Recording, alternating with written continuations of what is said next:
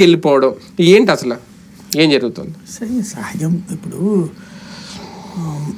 మానసికంగా బాగా క్లోజ్గా ఉండి ఈ వైఎస్ఆర్ కాంగ్రెస్ పార్టీ పుట్టినప్పటి నుంచి తోడున్నటువంటి వాళ్ళకి పదవులు ఇచ్చి వాళ్ళని బాగా చూసుకుని ఉంటే ఈ దరిద్రం వచ్చేది కాదేమో.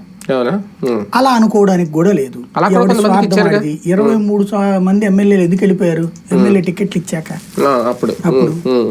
కాబట్టి ఇవాళ రోజున స్వార్థము భయము 2 రకాలు ఉన్నాయి.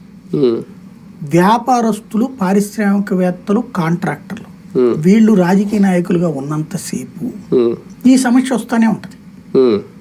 ఇప్పుడు బాలినేని ఆయనకు గనుల్లో లెక్కలు లేకపోతే అక్కడ కాంట్రాక్ట్లు అవన్నీ చేసుకున్నారు.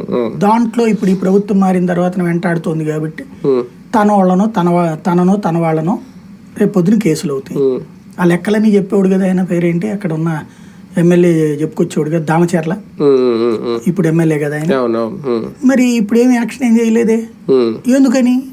అధికార పక్షంలో ఉన్నాడు కాబట్టి తనను తాను సేవ్ చేసుకోవడానికి తను వెళ్ళాడు. అట్లాగే ఇప్పుడు మీరు చెప్పిన అవంతి, ఆయనకి విద్యా సంస్థలు ఉన్నాయి. అవంతి విద్యా సంస్థలు బాగా పాపులర్, హైదరాబాద్లోనూ ఉన్నాయి, విశాఖపట్నంలోనూ ఉన్నాయి. తన వ్యాపారం సవ్యంగా సాగాలంటే అధికార పక్షంలో ఉండటం కరెక్ట్. ఇదివరకు వైసీపీలో అధికారంలో ఉంది కాబట్టి ప్లస్ మంత్రివర్గం లేకపోతే ఇంకోటో నడిచింది. ఇప్పుడు అయిపోయింది, ఎమ్మెల్యే కూడా గెలవలేకపోయాడు. కాబట్టి ఇప్పుడు నెక్స్ట్ ఏంటి?